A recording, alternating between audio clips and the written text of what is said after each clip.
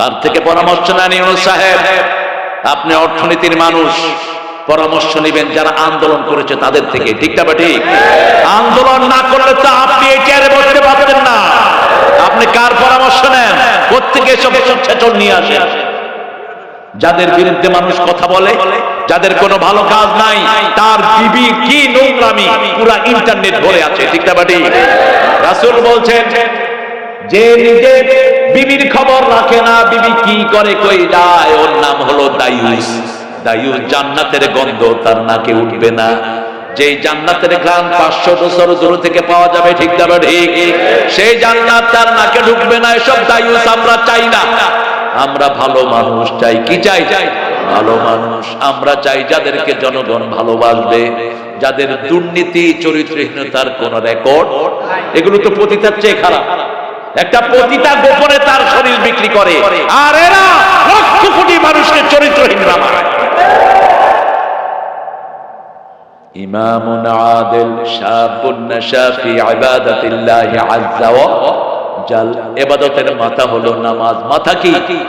সূরা তাহার ভিতরে আল্লাহ বলছেন, শুনো, ইন্নানি আনাল্লাহু লা ইলাহা ইল্লা আনা ফা'বুদনি ওয়া আকিমিস সালাতা লিযিকরি। সকাল হলো, শুনে রে আযান, উঠে রে সোজা ছাড়ি, মসজিদে চল দিনের কাজে, ভুল দুনিয়াদারি। সকাল হলো, ওযু করে ফেলে রে ধুয়ে, নিশীথ রাতের গ্লানি, সিজদা করে যায় নামাজে, ফেলে রে চোখের পানি। তোর হেসে নিশি প্রভাত হবে, সুখে দিবি পাড়ি। কোন কবি? কোন কবি? আর আপনাদের ওনার কি কবিতা? উনি মৃত্যুর পরে বাংলাদেশের জাতীয় সঙ্গীত লিখলেন। 1941 সালে তিনি মারা যান। 1861-তে তার জন্ম। তিনি ভারতকে টুকরা টুকরা করার জন্য তিনি সহযোগিতা করেছেন। আমাদের সিরাজের যে বঙ্গ ছিল, এটাকে ভাগ করেছে যারা, তাদের মধ্যে তিনি অন্যতম। মুসলমানদেরকে মূর্খ বলে গালি দিত। কি নাম? কি নাম? ইংরেজ বেনিয়ারা যখন দেশ দখল করে নেয়, তাদের 5টা গোলাম ছিল এই ঠাকুর। তিনি তখন লিখেছেন, আমার পরানো যাহা চায়,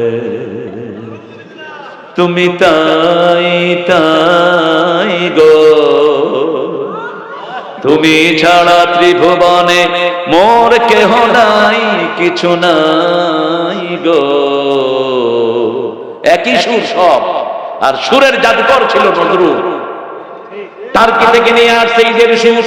ও মনে রমজানের রোজার শেষে এলো খুশির, তুই আপনাকে আজ বিলিয়ে দে সুর আসমানি তাগিদ। তুই পড়বি ঈদের নামাজ রে মন, সেই ঈদ গাহে, যে ময়দানে সব গাজী মুসলিম হয়েছে শহীদ। শহীদ হতে রাজি আছেন তো? রাজি আছো তো মুসলমান?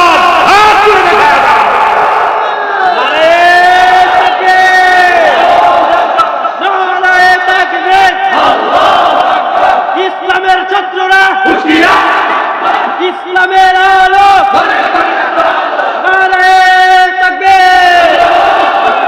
আওয়ামী লীগের দালালেরা না, যারা নামাজি তোমরা আমরা কিচ্ছু করব না। আমরা আল্লাহর দালাল। কার দালাল? আল্লাহর দালাল। আর দুনিয়া বিদ্যালায়েল, আখিরাত বিদ্যালায়েল। রাসূল বলতেন দুনিয়াতেও দলিল লাগে, আখিরাতেও দলিল লাগবে। আখিরাতের দলিল হলো দুইটা। কয়টা? একটা হলো আল্লাহ, আর একটা হলো মুহাম্মদ সাল্লাল্লাহু আতিউল্লাহ ওয়া আতিউর রাসূল।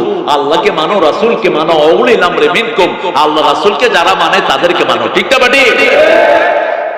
কি সুন্দর লেখা নজরুল। আহারে, আমি খুব ভালোবাসি এই মানুষটাকে।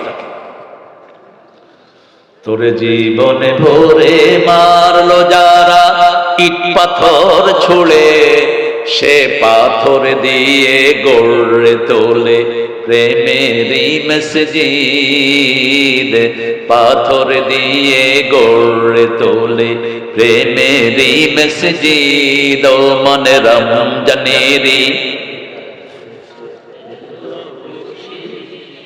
আরো আস্তে বলতে থাকো এলো খুশি। দেখছেন কোনো শক্তি নাই, একটু গলা ছাড়েন। ও মনে রমজানের রোজার শেষে এলো খুশির ঈদ, তুই আপনাতে আজ বিলিয়ে দে শুন আসমানি তাগিদ। কি লেখা? আল্লাহতে যার পূর্ণ ঈমান, কোথা সে মুসলমান, কোথা সে মুসলমান, কোথা সে শিক্ষা আল্লাহ ছাড়া ত্রিভুবনে ভয় করিত না যারা, যার দিন দিন রবে কাঁপিত দুনিয়া জিন পরি ইনসান, কোথা সে মুসলমান। আল্লাহ আমাদেরকে সেই ঈমান দান করেন। 5 ওয়াক্ত নামাজ আর ছাড়বো না, রাজি আছে? আপনারা তো জান্নাতে যাবেন সবার আগে, আপনারা যারা অল্প আয়ের মানুষ আপনাদের আগে কেউ জান্নাতে যেতে পারবে না। পয়সাওয়ালা আপনাদের চেয়ে 500 বছর পরে যাবে, তাও সব ঠিক থাকলে, যাকাত দিলে, গরিবের হক না মারলে, দরবেশের মতো চোর না হইলে, ঠিক না বেঠে? বাংলাদেশের পয়সাওয়ালা যেগুলো সবগুলো অধিকাংশগুলো চোরার টাকা, এদের পেটে দেশের হাজার হাজার কোটি টাকা আছে না নাই? এই দরবেশের ব্যাংকের ঋণ হলো এখন মাত্র 22 কোটি, 22,000 কোটি, 22,000 কোটি শোধ করেছেন প্রথমবার শেয়ার বাজার লুট করে বাংলাদেশ ব্যাংকের 8,000 কোটি। কি করস টাকা দিয়া গরু? এত টাকা নিবি কেন? হাজার হাজার কোটি টাকা বহু শয়তানের পেটে আছে না নাই? আমার রাসূল থাকলে এদের জানাজা হতো না। রাসূল যে কোনো জানাজায় গিয়ে আগে জিজ্ঞেস করতেন আল্লাহ হুদাই, does he have any debt? তার কি কোনো লোন আছে? সাহাবীদের জানাজা পড়াতেন না রাহমাতাল লিল আলামিন। যখন বলতো লোন আছে তোমরা পড়াও, আমি পড়াবো না, সাহাবায়ে কেরাম দায়িত্ব নিতেন। ইয়া রাসূলুল্লাহ আমি 200 নিলাম, ইনি 200 নিলেন, দাও, পে ইট নাও, এখন দাও, ক্যাশ, মৌখিক হবে না। ক্যাশ দেওয়ার পর তিনি জানাজায় দাঁড়াতেন। আর আমাদের এই সমস্ত চোর ছেচর গুলো ডাকে হুজুরটা লেজ তুলে দৌড়াও।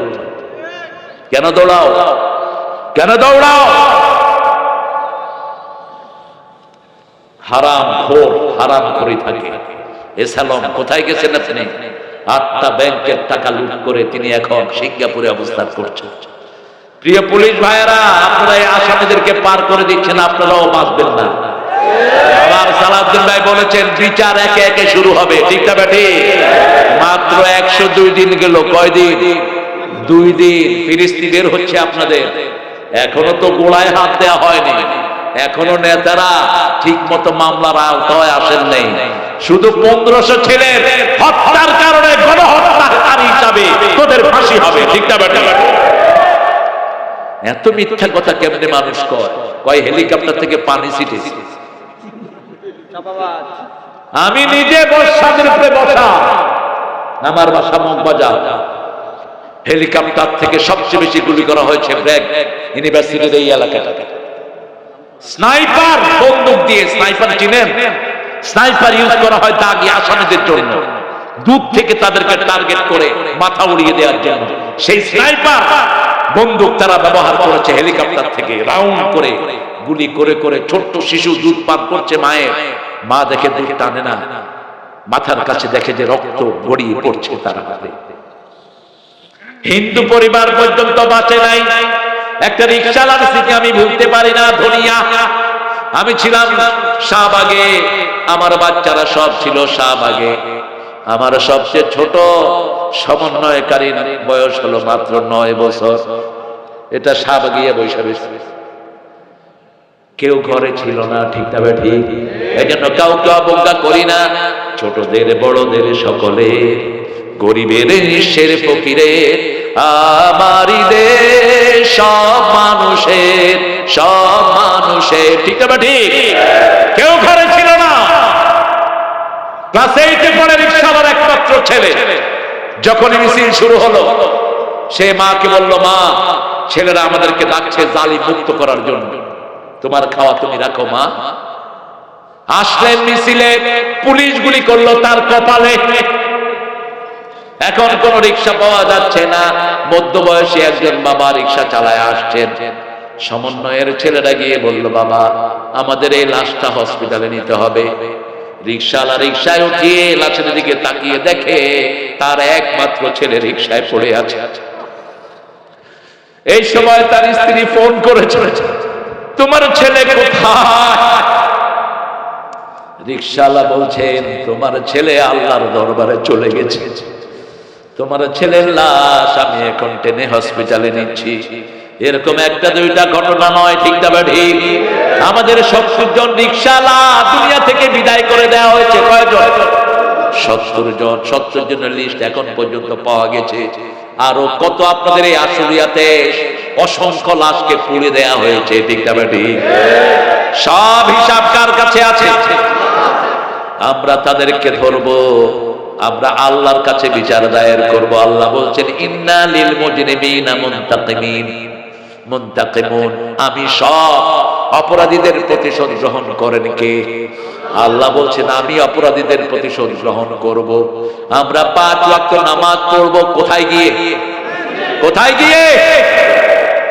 আল্লাহ রাসূল জপের গুণে কি হলো দেখছে, ঈদের দিনের খুশিতে তোর পরাণ আছে ছে।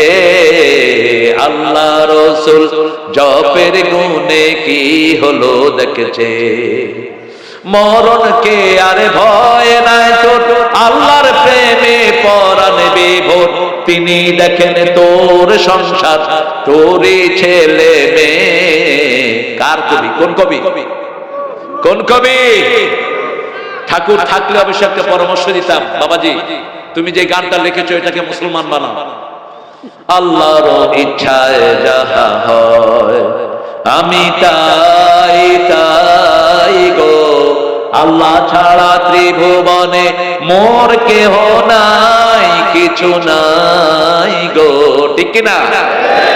আর জাতীয় সঙ্গীতটাকেও মুসলমান বানানো যেত, আমার সোনার বাংলা। সোনার বাংলা তো এটা না, এটা তো বাংলাদেশ। এটা কি কথা কর না কেন? কোত্থেকে এনে এটা লাগাইছে? ভারতের জাতীয় সঙ্গীত লিখেছেন আল্লামা ইকবাল। সারা জাহাঁ সে আচ্ছা হিন্দুস্তান হামারা, আল্লামা ইকবালের লেখা। আর এই খুনি এসে ওটা বাদ দিয়েছি। এখানে যদি আমরা লাগিয়ে দিতাম, আমার মাবুদ আল্লাহ, আমি তোমায় ভালোবাসি, চিরদিন তোমার আকাশ আমার পানে, ও আল্লাহ আমার পানে দেয় গো রহম মাবুদ। আল্লাহ কি বাঁশি বাজা? কথা কন না তো, বাঁশি বাজাইতেছে। বাঁশি আমাদের সংস্কৃতি নয়, ঠিক না ঠিক? বাঁশি ওদের সংস্কৃতি, ঢোল তবলা আমাদের সংস্কৃতি। আমাদের সংস্কৃতি হলো সুবহানাল্লাহ, আলহামদুলিল্লাহ, লা ইলাহা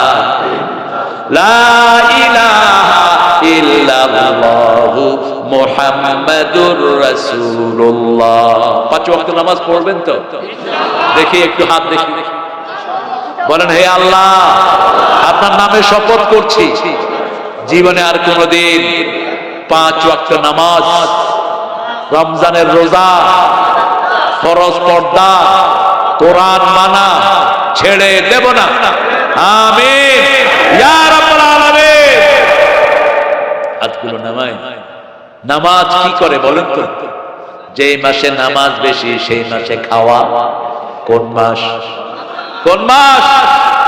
মাহে রমজান এলো বছরে ঘুরে, মুমিন মুসলমানের দারে দারে, রহমতেরই বাণী নিয়ে, মাগফিরাতের পয়গাম নিয়ে এলো সবার মাঝে আবার ফিরে। ঠিক কিনা? আমরা একজনের জন্য সেজদা করব, তিনি কে? কোন মাজারে সেজদা দেব, কারো সামনে মাথা নত করব না। পার্লামেন্টের মেম্বাররা আগে পার্লামেন্টের সামনে মাথা নত করত, একজন আল্লাহর ওলির কারণে সেটা বন্ধ হয়েছে। সালাউদ্দিন ভাই জানা আছে 96 পার্লামেন্ট, আল্লামা সাইদি প্রথম আসলেন, হুমায়ুন রশিদ তখন স্পিকার, তিনি বললেন মাননীয় স্পিকার আপনি মুসলমান দাবি করেন, আল্লাহর সামনে ছাড়া মুসলমানের মাথা কারো সামনে নত হবে না। আপনি দেখেছেন এসে পার্লামেন্টের সামনে কি করে। আজকে থেকে এটা বন্ধ করার ব্যবস্থা করে।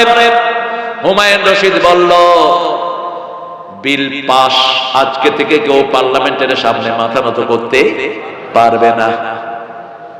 একজন এমপি জাতিকে মুক্ত করেছেন শিরক থেকে, আরেকজন প্রেসিডেন্ট আমাদেরকে সংবিধানে বিসমিল্লাহ ঢুকিয়ে দিয়েছেন।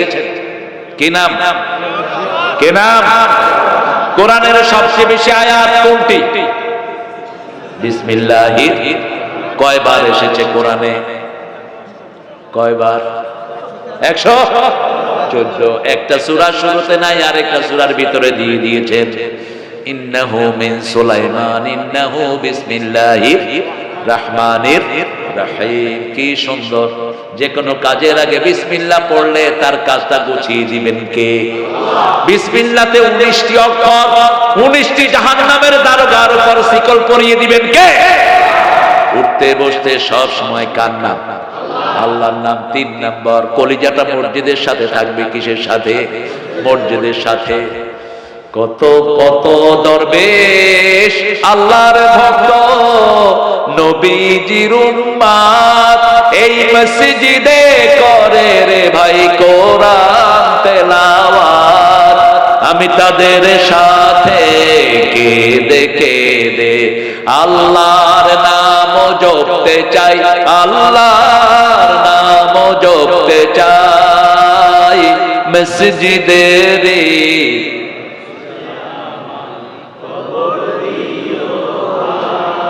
মন খারাপ থাকলে কোথায় যাবে? আরো জোরে। সেজদা দিবেন কোথায়? জামাতে নামাজ পড়বেন কোথায়? ভালো ড্রেসটা পরবেন কোথায়? মসজিদে। খুযু যিনাতাকুম ইনদা কুল্লি মসজিদ। You must beautify yourself when you enter the mosque।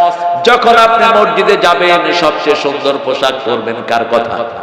আল্লাহর কথা। আমরা মসজিদে যাব তো? ইনশাআল্লাহ যাব তো? ইনশাআল্লাহ। আযান যখনই হয় কান খাড়া করে রাখবো, সব কাজ বন্ধ করে কোথায়? মসজিদে। জাতীয় কবির জন্য শুধু শ্রদ্ধায় আসে। তিনি বলছেন আমার হাতটা যেন মসজিদের ঝাড়ুদার হয়। কি হয়? ঝাড়ুদার। শোনো শোনো ইয়া ইলাহি আমারি মুনাজাত, শোনো আমারি মুনাজাত। মসজিদেরি ঝাড়ু বরদার ও কামারে হাত, শোনো।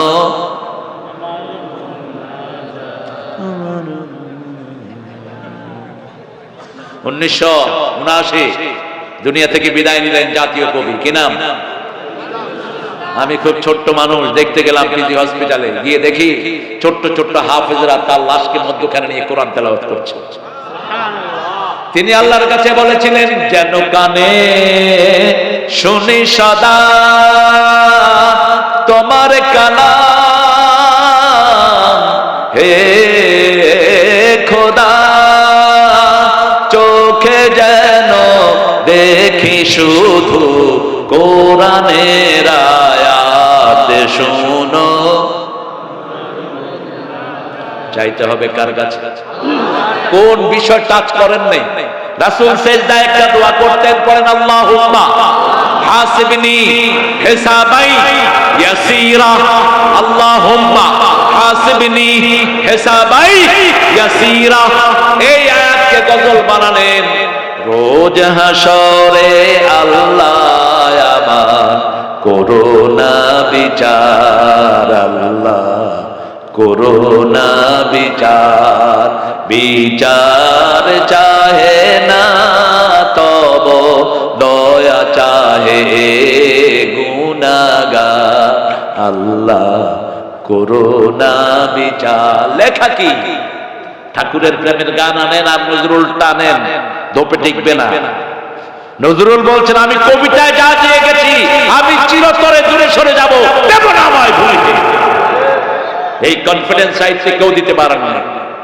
আর ঠাকুর বলছে, কে বসে পড়ছো আমার কবিতা খানি শতবর্ষ পরে, পড়লে পড়তে পারো, না পড়লে নাও পড়তে পারো। প্রেমের গান যদি দেখেন, ঠাকুর লিখেছেন, প্রিয়ার প্রেমের লিপি লেখনি তরে হে বলাকা, সুদূর দিগন্ত হতে এনে দাও একখানি ঝরা সাদা পাখা।